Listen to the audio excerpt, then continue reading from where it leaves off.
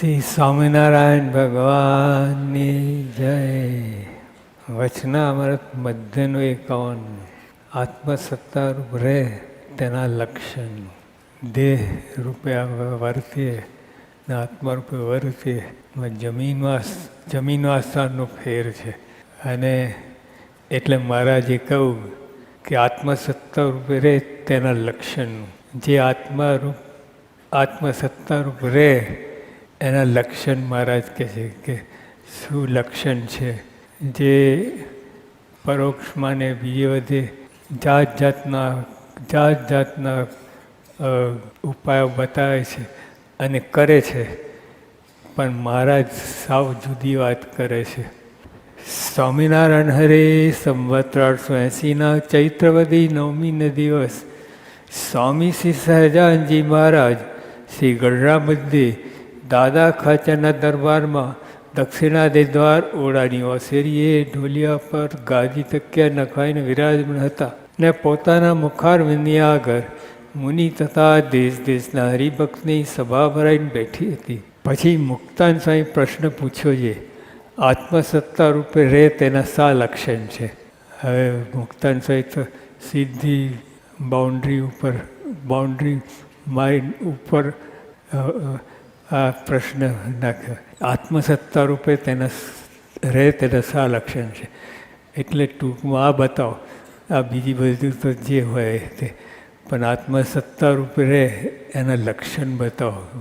માટે ગમે તેવો નિર્ગુણ હોય ને આત્મસત્તા રૂપે રહેતો હોય ને જો તેને ભૂડા દેશકાળાદિકનો યોગ થાય તો તેને જરૂર અંતરમાં દુઃખ થાય. માટે મોટા પુરુષની બાંધેલ જે મર્યાદા, હવે આપણે આ શીખવાનું છે. માટે મોટા પુરુષની બાંધેલ જે મર્યાદા, એટલે યોગી પ્રમુખ સ્વામી અને શાસ્ત્રી મહારાજ, યોગી પ્રમુખ ભગતજી મહારાજ, ગુણાત્યાન સ્વામી, અહીં મહારાજ તો એ જ વાત કરે છે.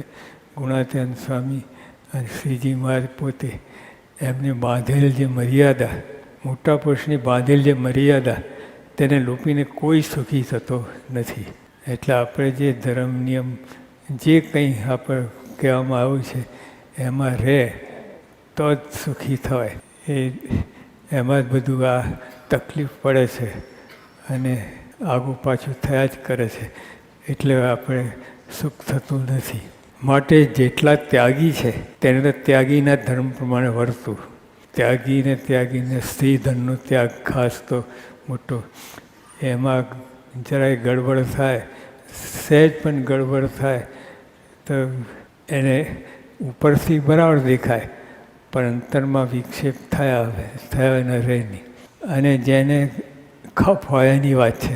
ખપ ના હોય તો ચાલ્યું જાય બધું, પણ ખપ હોય એને જરૂર દુઃખ થાય.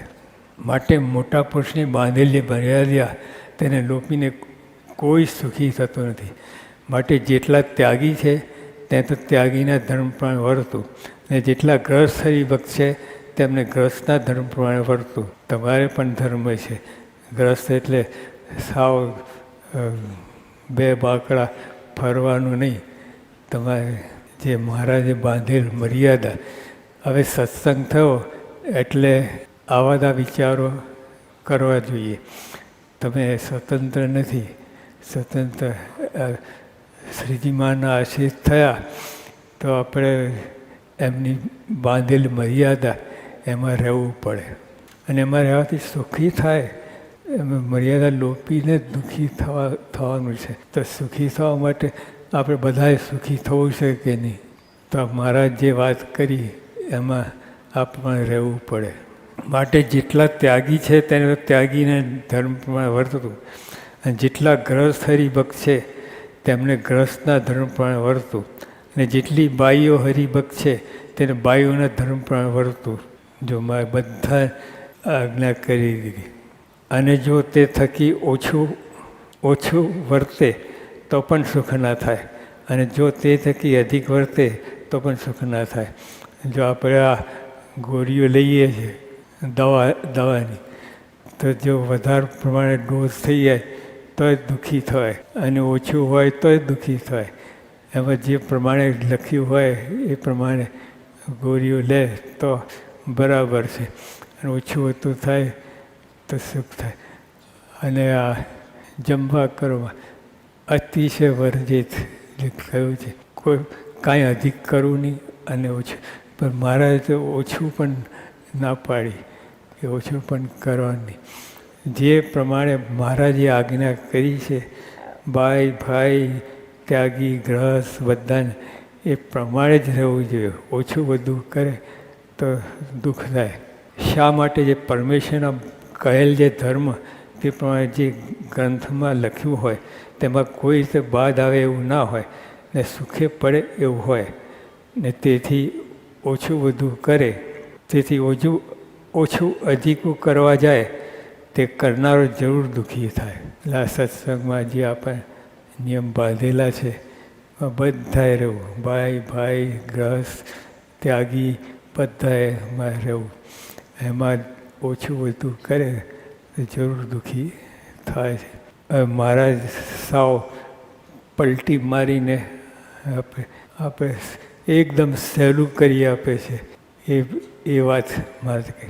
માટે સત્પુરુષની આજ્ઞા પ્રમાણે જે રહે છે, હવે બીજું બધું શ્રીજી મહારાજને આ ને બધું આપે તો કંઈ રહે નહીં. પણ સત્પુરુષ આપણે યોગીઓ પણ પ્રમુખ સ્વામી મહારાજને બધા આપણને મળ્યા છે, એમની આજ્ઞા પ્રમાણે રહેવું. સત્પુરુષની આજ્ઞા પ્રમાણે જે રહે છે તે જ રૂઢાધીશ કાળાધીશને વિશે રહ્યો છે. જે સત્પુરુષની આજ્ઞામાં વર્તે એ જ, બીજો નહીં, એને જ એ જ રૂઢાધીશ કાળાધીશને વિશે. માટે સત્પુરુષની આજ્ઞા પ્રમાણે જે રહે છે તે જ રૂઢાધીશ કાળાધીશને વિશે રહ્યા છે.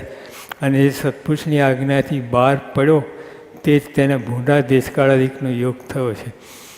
અને જે સત્પુરુષની આજ્ઞા પ્રમાણે એમાંથી બહાર પડ્યો એટલે જે મન ધારું પોતાનું મનસ્વી રીતે બધું ગમે એવું કરે પણ તોય એ દુઃખી થાય.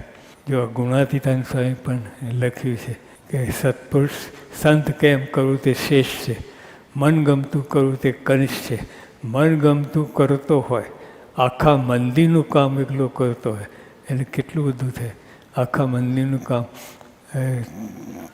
લગભગ 30 સંતો જોઈએ, બરાબર વ્યવસ્થિત તંત્ર ચાલે. 30 સંતનું કામ એકલો કરતો હોય, માટે આખા મંદિરનું કામ એકલો કરતો હોય ને ગમે એટલા નિયમ પાડતો હોય એટલે વિજ્ઞાન તો કેટલું બધું લાગે. પણ સત્પુરુષની આજ્ઞામાં નથી રહ્યું.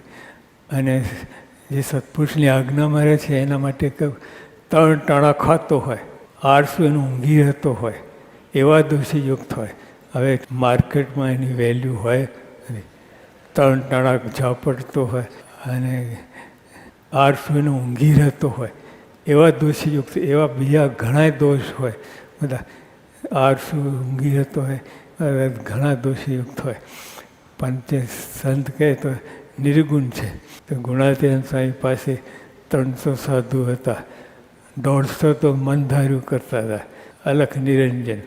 બસ કોઈને પૂછે ગાશે નહીં અને થોડા મનમાં આવે એ રીતે વર્તે. અને સ્વામી કે આ 300 સાધુ છે, 150 તો મારી આજ્ઞામાં રહે છે અને 150 તો મનસ્વી રીતે રહે છે. અને એમ કહે તો જો સારા છે, નિયમ ધર્મ પાડતા છે, પણ મારે કે આજ્ઞા મારે. અને જો આજ્ઞા મારે છે, ઓલા 3 ટાણા ખાતો હોય, આળસુને ઊંઘી રહેતો હોય, એવા ઘણા બધા દોષો હોય તો પણ જો કે સંત એને આળસુ રહેવા ના દે એ તો બધું.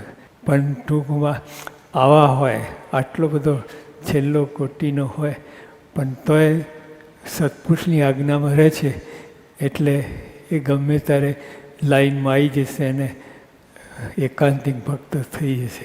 માટે સત્પુરુષની આજ્ઞા પ્રમાણે જે રહે છે તે જ રૂડા દેશકાળિકને વિશે રહ્યો છે.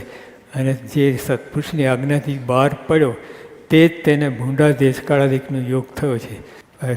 છેલ્લી ફાઇનલ જજમેન્ટ આપે છે. માટે સત્પુરુષની આજ્ઞાની વિશે વર્તે છે તે જ આત્મસત્તા રૂપે વર્તે છે.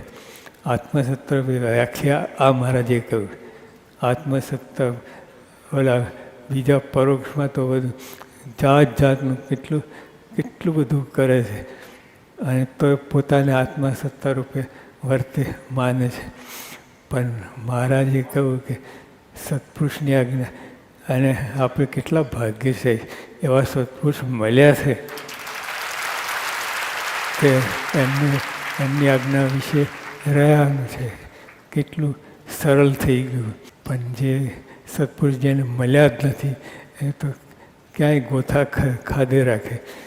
તો આપણે તો શાસ્ત્રીમાં યોગીઓ પ્રમુખ મહારાજ મળ્યા છે તે એમની આજ્ઞામાં રહેવું, એની આજ્ઞા બહાર પડવું નહીં. એ જે આજ્ઞા કરે એમાં રહીએ. તો મહારાજે એ જ વાત કરી. માટે સત્પુરુષની આજ્ઞાને વિશે જે વર્તે છે તે જ આત્મસત્તા રૂપે વર્તે. મારે અમે ઝારોરા હતા, ઝારોરા ભૂચાસન પાસે ગામ આવ્યું. ત્યાં યોગી બાપા પધરામણી નીકળ્યા. તો અમને કે તડકો હતો, મે મહિનો હતો. તો યોગી બાપા કહે કે તમે બધા થાકી જશો, તમે બેસો, હું પધરામણી કહીને આવું. અને એક પાઠ આ મધ્યનું 51 વચનાની વાત કરી, એ ગોખી નાખજો. હું આવું ને પછી પાઠ લઈશે. હવે એક તો પધરામણી કરીને થાક તો એમને લાગે, અમારે તો બેસી રહેવાનું. તો એવા દયાળુ હતા એટલે આવું બધું આવી ભાવના એમના અંતરમાં રહ્યા જ કરે. બીજાને તકલીફ જરાય આપવી નહીં, પોતે ભીડો બેઠો. તો એ રીતે કર્યું. અને બાપા પધરાવી જઈને આવ્યા ને અને અમને જે દરેકનો પાઠ લીધો, એક સંતનો પાઠ લીધો. તે વખતે તો બધા યુવકો હતા, સંતય નહોતા. બધા એમનો પાઠ લીધો અને ગમ્મત કરાવીને નિરૂપણ કરીને મજા કરાવી. પણ આવી વાત છે. એટલે સત્પુરુષની આજ્ઞામાં રહે એ જ આત્મસત્તા રૂપે રહ્યો કહેવાય. બાકી બીજી તમે વ્યાખ્યા પ્રમાણે ગમે કહે તે આત્મસત્તા રૂપે ન જ કહેવાય. આત્મસત્તા રૂપે તો જે આત્મારૂપ વર્તતો હોય એની આજ્ઞામાં રહીએ એટલે આત્મસત્તા રૂપે એ વર્ત્યો કહેવાય. ઇતિ વચનામૃતમ એ રીતે મધ્યનું 51 વચનામૃત થયું. સહજાનંદ સ્વામી મહારાજ.